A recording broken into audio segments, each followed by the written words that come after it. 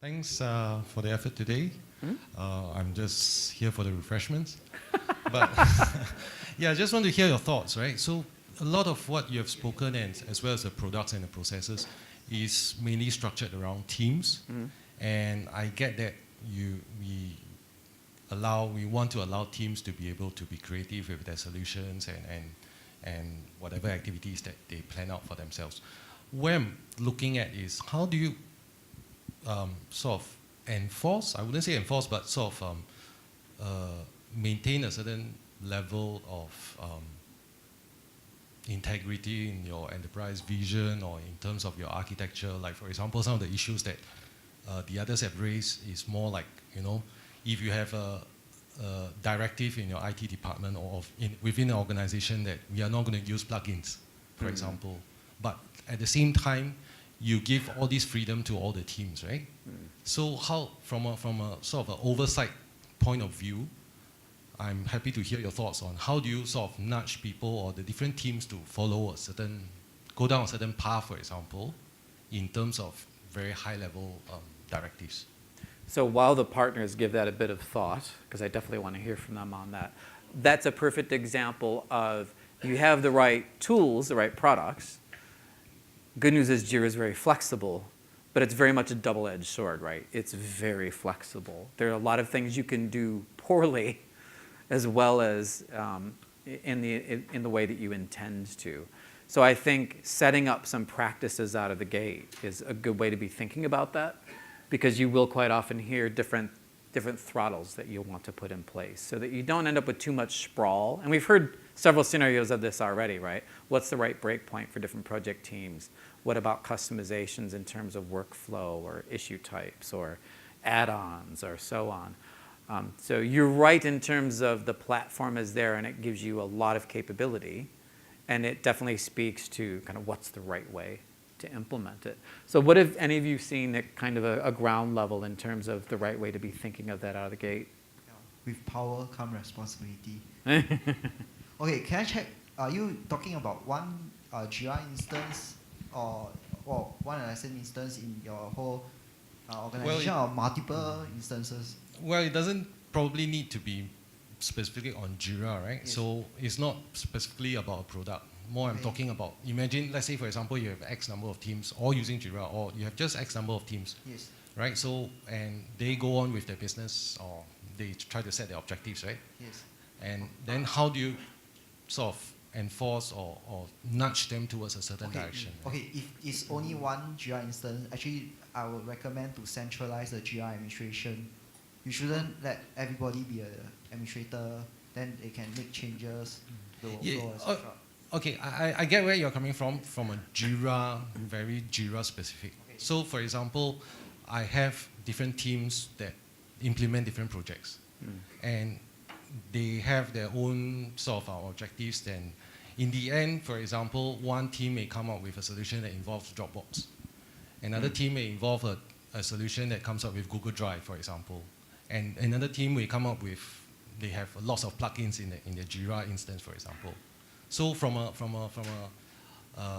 architecture or from an enterprise point of view, how do you maintain the integrity of within this organization? We are going to use, for example, Dropbox for file sharing, or we are going to have certain objectives, or how should you structure your boards, for example, right? So how do you enforce that?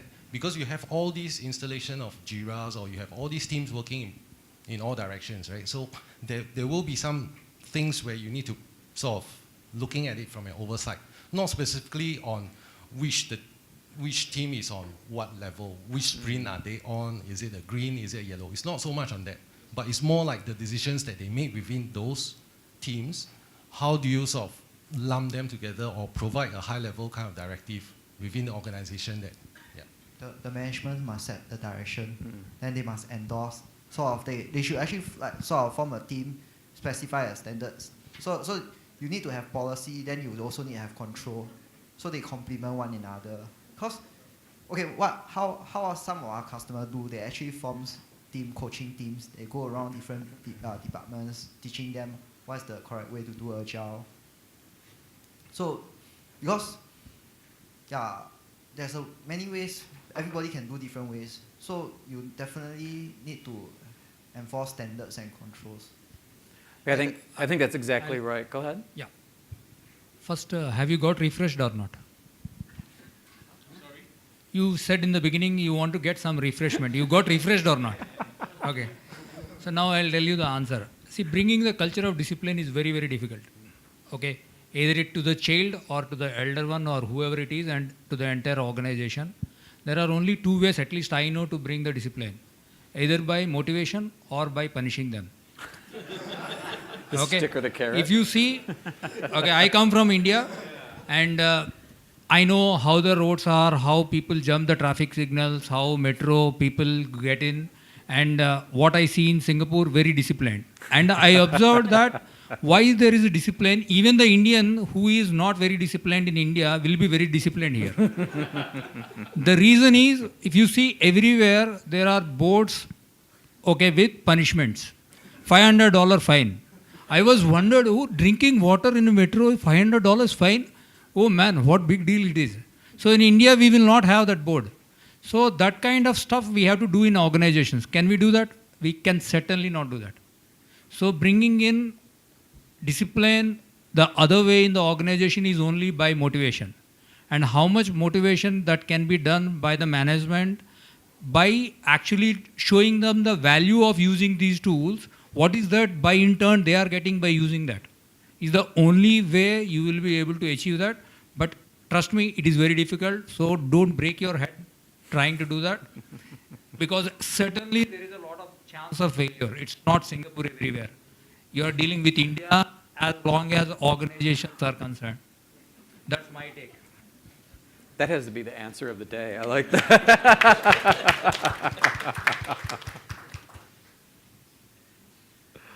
Fantastic. All right, feels like we're slowing down a little bit.